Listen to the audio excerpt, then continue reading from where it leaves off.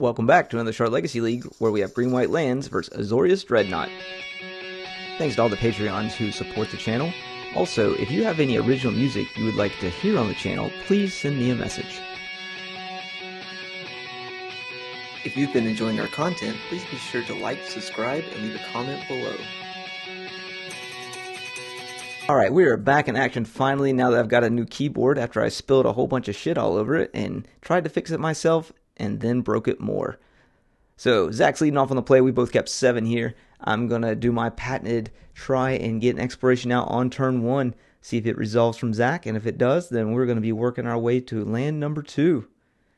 I do have a second expiration in hand, so I'm pretty excited about this setup at the moment. I was hoping to at least pull a Force of Will or something out of his hand to stop me from doing that, so I can just do it again next turn.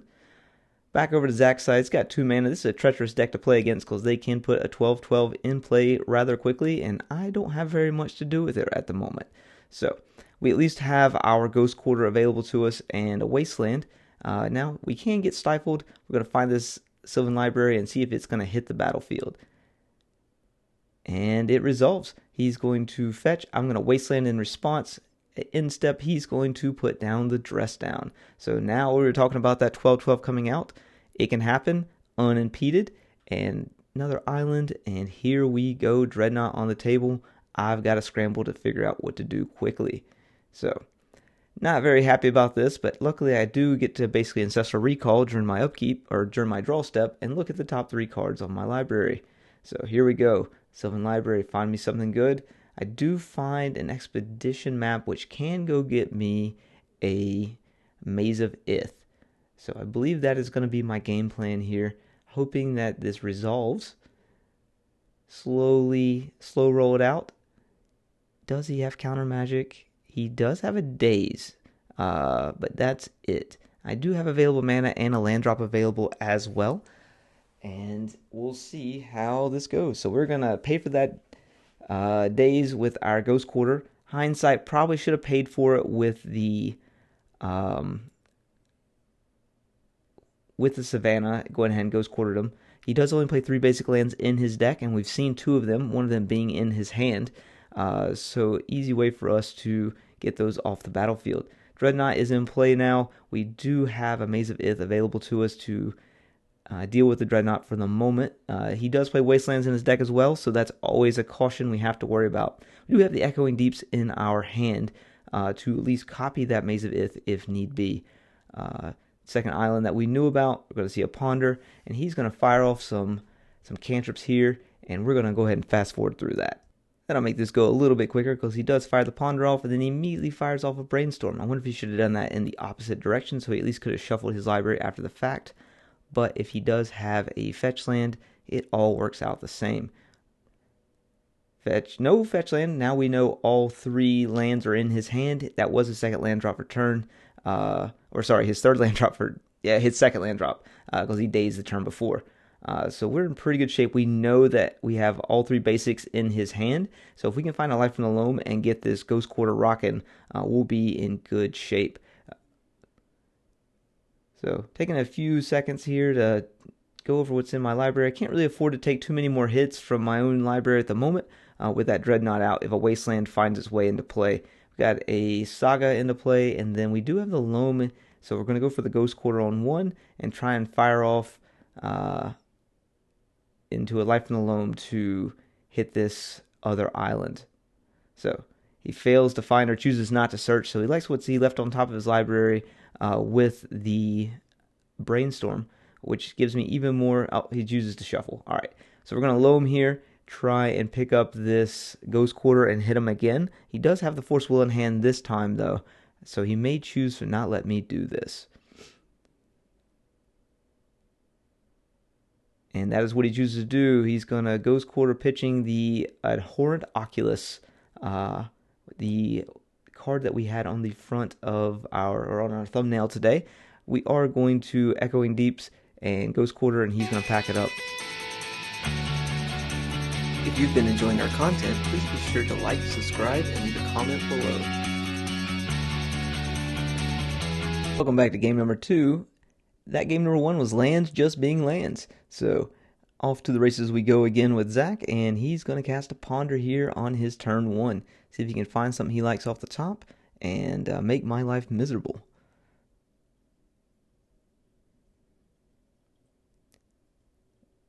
And he's taking a while to decide, so it's probably going to be bad. Oh, no, it's going to shuffle, and we are on to my turn. Let's see if we can get a patented turn 1 exploration in play like I like to do. Nope, expedition map this time. Pass it over and see if he has the force of will for it, or he's just going to let it go. All right, there's so many weird things to counterspell in green-white lands that you don't really know which one is the most impactful. A wasteland's a good way to start, though, and to ruin my day, especially when I'm only playing one land at a time. Follow up with a Maze of Ith now that wasteland is gone, and that is what saved me last game. We'll see if it saves me again this game. So, Prismatic Vista for Zach, looking in the etched foil fashion this time. Beautiful old border. Unfortunately, cannot get that unfoiled. And we're going to put down another land and pass the turn. We are armed with the Swords to Plowshare there, so if a creature comes out, we are ready. We can't pay for a daze, but we'll get there. We've got an Overcity Sewers here from Zach. See if he likes what he likes. Sees on top, or if he's just going to toss it in the graveyard. Taking a quick moment, and he likes what he sees, I believe. Back to my turn. I do find a Mox Diamond, which is fantastic, because now I can actually get some acceleration going. But we're just going to keep passing this along. I can use that map at any time to go get an Urza Saga to really try and start making this game my own. So there is a Dreadnought in hand. We see the Dreadnought come into play. And let's see if he's going to use the old Stifle Rooney. No, it's going to consign to memory it. Back over to my side, I'm going to try and toss a Source of Plowshare at it. Zach does have the Force of Will for it, and the Force Negation, but he'd have to burn the Force of Will on this if he wants to use it. He does go up to 30, which does make my life a little bit harder. Off to 30 life he goes, and we are still safe for another turn. Back over to me, get an untap here, and find the Saga off the top like we always drew it up. And we can just pass it back over at this point. Are we going to pass it back over? Or are we going to try and play the library? Library. Now, it's interesting I can see his hand here, and he's trying to decide whether he wants to force a will it or not. And I don't believe he does here, which is... He saw what happened in game number 1 with it. I feel like this is like a must counter, especially for the lands deck. I mean, getting to rearrange the top 3 cards of my library and sometimes shuffle that shit away is really good for me. So, again, the must counter cards in here are kind of weird because different cards can do different things at different times. Like a crop rotation at the opportune time over a force of will is definitely something you don't really want to happen to you. But we do have a Null Drifter being evoked out. He does have a Consign to Memory in hand, or a Stifle actually this time, and he stifles it, and now I've got to deal with a 4/4 Flying Annihilator 1. Maze of Ith is fantastic, but it also does not stop that Null Drifter. So I've got to find an answer to this turd soon, otherwise I'm going to be in trouble. I am at 20 life, so I can at least soak up some damage with a Maze of Ith, and it looks like I'm going to decide to take a full grip. Jacob would be proud. I'm sure he'll say something in the comments about that. Even though he doesn't know how to make a 20/20, he does know how to draw cards with a Sylvan Library.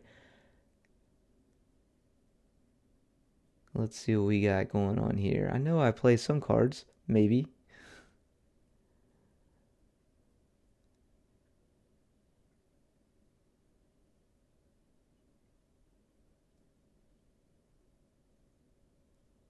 And we've got a Mox Diamond. I think I'd pitch the Rashadan Port to this, if I remember correctly.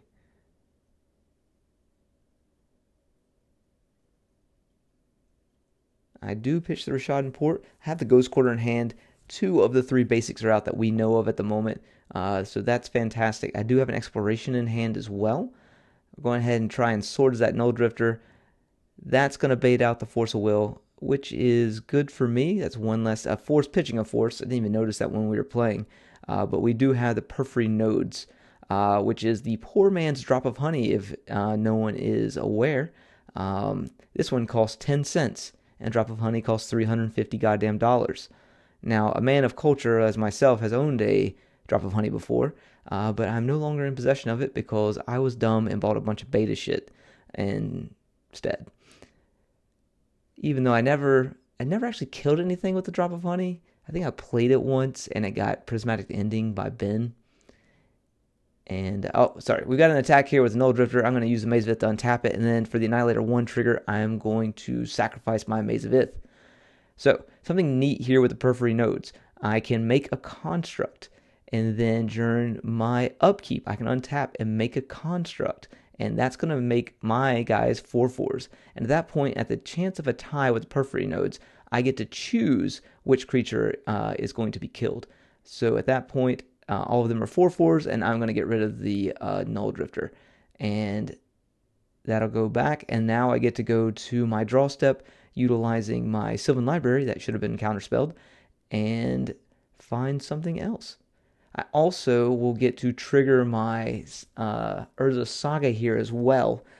So that's going to let me search out something else. I don't remember what I get for it, but I can't quite remember. Take 4 more life, clear board. I've got constructs on the battlefield, and I think I can go get some boots and start working my way through. So trigger up to 3. I'm going to search with my Sylvan Library. I'm going to go get a Haywire Might because that will keep my constructs alive if I need to use the nodes for it. And then follow that up with a Dark Depths and a Urza Saga.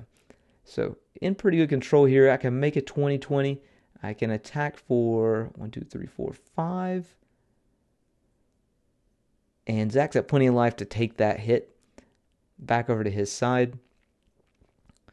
And he has an empty battlefield versus a very large battlefield. The downside is if he has a dress down, I'm fucked. But we've got the Abhorrent Oculus, which is an interesting card and has an interesting setup with the Periphery nodes. So all of my guys are 5s at the moment, but unfortunately my Haywire Might is the smallest one. So we actually do have to call over Dalton, who helps me understand how this particular interaction works. And I'll explain it to you as we go through it. So active, inactive player kind of thing. So the nodes triggers and then the Oculus triggers. And the Oculus is going to happen first. And the Oculus trigger, he's going to be able to manifest, and then I still have a 1/1 creature on the battlefield at the moment. But he does manifest. Periphery Nodes is still in the track after the manifest happens. Periphery Nodes is still on the stack. I can utilize my Haywire Might by sacrificing it, targeting my expedition map, and then in response to, by holding priority, to the Haywire Might sacrificing, targeting the map, I can sacrifice the map and go get a land. And I'm just checking with Dalton with his cool shoes on, and he's just making sure I'm doing it correctly. I do get to gain 2 life off of the Haywire Might. I get to go get another land. I get a Wasteland, and now my constructs are only 3/3s, but they're still large enough for me to be able to kill the manifest. And now I still get to trigger the Sylvan Library. So pretty good shape here. 1 land untapped does present a Swords of Plowshare, so I'm going to have to tread carefully on this. So Wasteland on top, so I do get to play 2 Wastelands, which is pretty cool. I also have a trigger on my Sylvan Library, and I can fire off 2 Wastelands and take out those 2 basic lands that he has, and I have a Force of Vigor for something if it comes down. So, unfortunately, the Eye is actually a creature, and it's not an artifact. You would think it would be an artifact, and that's unfortunate. So Wasteland 1, Wasteland 2. I think we just fire these bad boys off now. 1 card in hand. Maybe I don't fire them off because I want to make a construct, because the name of the game here is making a construct. Hindsight, should have fired it off because there's a Harbinger of the Seas. So we're going to tap 2 here, And we're going to be able to at least make one more construct, which will bump my guys up to 4/4s. Now, the downside to all this is now there's going to be 2/2/2s when the nodes goes off. So I'll have to decide which one I want to get rid of. I do lose my Saga, and unfortunately my Depths still keeps its counters through the Blue Moon. Should have Wastelanded. Take 5. Now I'm in a bit of trouble here. He does have Swords of Plowshare in hand. No white mana. If I'd have gone and gotten Boots. Alright, so if I would have Wastelanded both of those, he had no white mana. I could have gone and got Boots with my Saga. Made a 20/20, swung with Boots. So definitely maybe a miscalculation on my side from this. There's just so many different ways I could have done this, I think. Not thinking about the potential to make a 20/20, about double Wastelanding when I tap my mana into the Sagas. There's a lot of different avenues I could have gone down to maybe have wrapped this game up a little sooner. But I was very excited to play my nodes. Because my nodes are, I just put them in the deck for this night kind of thing after I got beat by mono red in the players tournament in the top 8. So I wanted some more creature action. I got beat by Delver and mono red in that tournament. So I wanted more creature removal besides the 4 Swords of Plowshares. So I felt like that was probably the best bet. So we're going to fire off that Ghost Quarter on a basic island. He does get his basic plains, but we do get to double Wasteland. So now we're definitely taking him off some mana. And now a Life from the Loam will put me right back in this game. Go ahead and make it 20/20 as well. And that's how you do it for Jacob if you're still watching. Also basically just strip myself all the way down. But pad my life total back up to 25. Take advantage of that Sylvan Library if I need to again. And I've got some work to do with the nodes, and I left a construct back so I could block the manifest if it comes my way.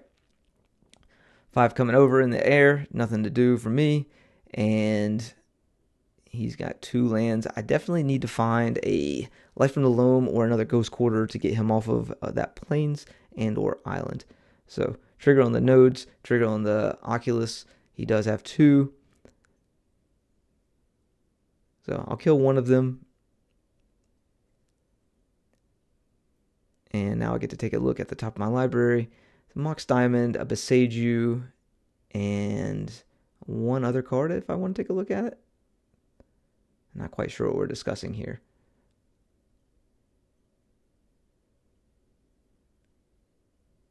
I think he was maybe wondering if he could flip something over in response to the nodes. But once the nodes is resolved, he cannot, and it depends on which one I target. So I think that's what his question was. Find a Wasteland doesn't do much here for me. I can at least make another construct. I think I may want to. Do I try and come up with everything because I can make another construct? Yeah, because I mean this is 12 coming across. If I pump it up, it becomes quite a bit more. So make another one.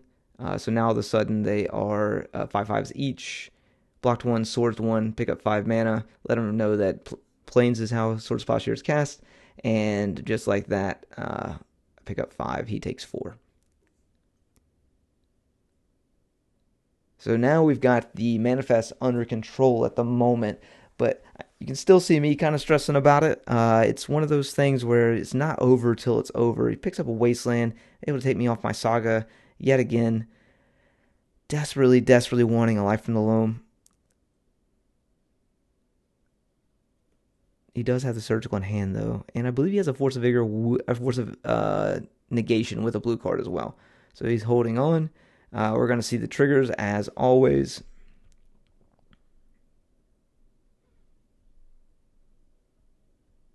One on the ground.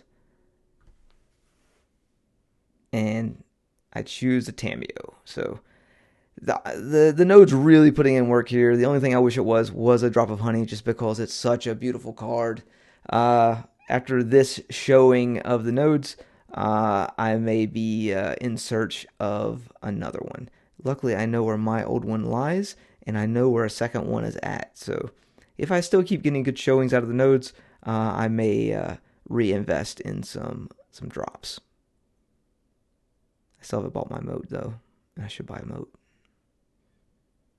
But I did buy a pre-modern deck, which is pretty cool. Swords Plowshare on my constructs coming over. He can block with the Oculus as well. That's what he does. I'm going to try and fire off a crop rotation. So this is an interesting play because Zach and I talked about this after the match. He has Surgical in hand, but he didn't realize that I played two Maze of Iths. So when the second Maze of Ith came out, he realized that he should have probably Surgical that at that time. But if he did at that point, it becomes a little bit more difficult for him to win. He can't attack anymore. And if I find another Saga, it gets a lot more difficult for him. So we have a trigger with the Oculus, Phyrexian Dreadnought. This is a pretty neat play he has here. So he's just making sure. We do find the Manifest token finally. And now the nodes is still on the stack. He can choose to flip over the Manifest, which is what he does. And he reveals a fucking Phyrexian Dreadnought. So my nodes actually kills my own creature now. So now I'm on the other side of the node. And I gotta say, it doesn't feel great. So trigger again. We do find our Yavimaya. I'm a little bit more cautious with my life total now, just because a Stifle could stop my Maze of Ith, and he could swing in for quite a bit of damage. I forget to play my Yavimaya, but he does let me end up playing it when I realized like what I'd done. Because I passed, and then I was like, oh shit, I need to play my Yavimaya. And because I was thinking about Force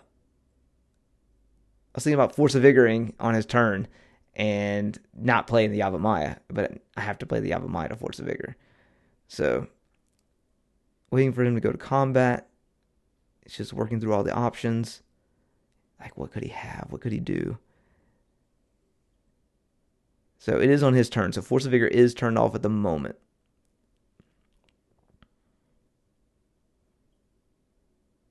So he attacks. I go ahead and deploy the Force of Vigor. Force Negation turned off. Can't pitch to it. He already pitched a Force of Will to his Force of Will. So I'm able to handle that Dreadnought. And use the Maze of Ith on the Oculus. Yeah, I could have let the 5 damage come through realistically and swung in with the Construct and taken him down to 5. But realistically, this game isn't won like that at this point. Because the top deck Swords Plowshare, top deck Wasteland, I'm trying to preserve my life total as much as I can. We've got another trigger. You guys are used to this at this point. I'll just go ahead and kill it with the nodes. And got a trigger on the Sylvan Library. So remember back at the beginning of the game when he had the chance to force a will to Sylvan Library and he didn't.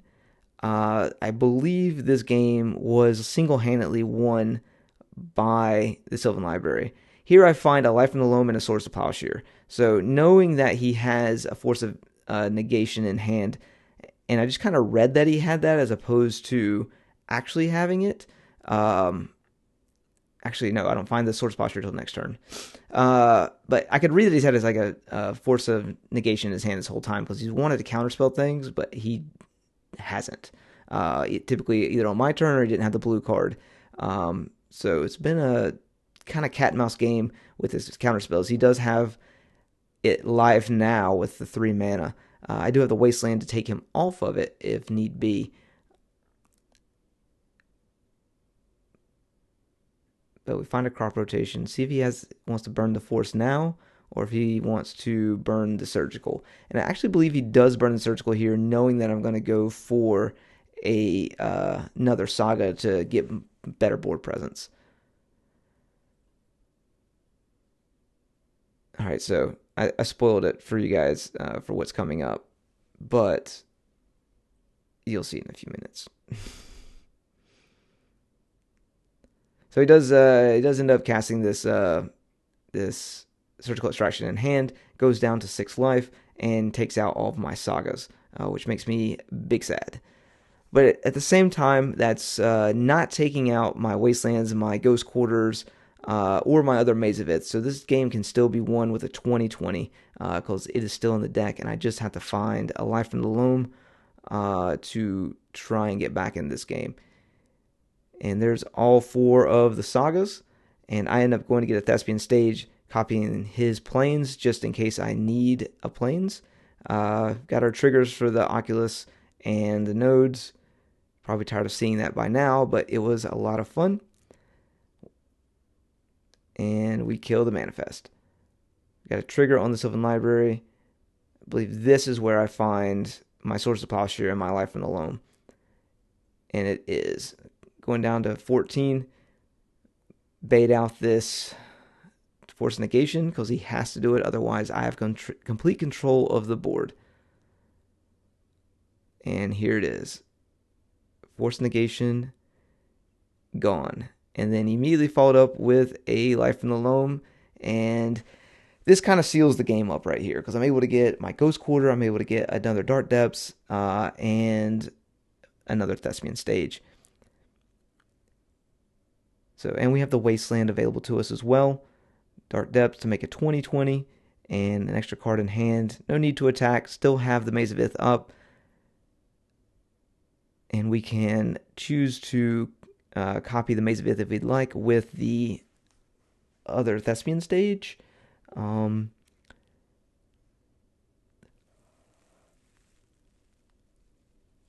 But we don't do that. Another Force Negation in hand, but the damage is done with the Life from the Loam. He was just 1 turn off on it. We're going to Ghost Quarter the Plains to take out the chance for a Source of Plowshare to kill us. Passes back over. We got some triggers going on here. We went a little out of order, so you'll see a little bit of cutting back and forth, just so we make sure that the ordering gets correct. Oculus Nodes, as we've seen before, and then kill the Manifest. And then we're going to Dredge the Loam for 3 after this.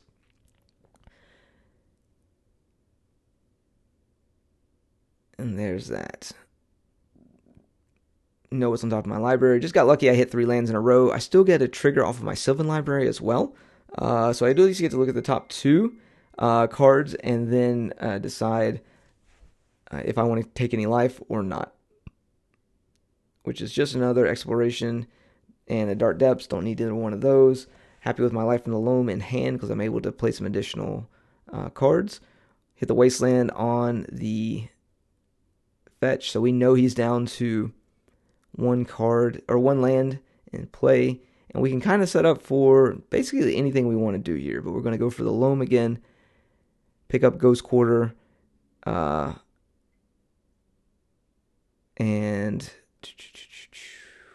I think that's really it. Oh, Beseju. I think of Beseju just in case he's able to sneak out another Dreadnought on me. Ghost Quarter is last land, and we were trying to go for a flawless victory here. Tabernacle not around for me. Pass back over to Zach. Finds the dress down. And game well played. Thanks for watching. See you next time. If you've been enjoying our content, please be sure to like, subscribe, and leave a comment below.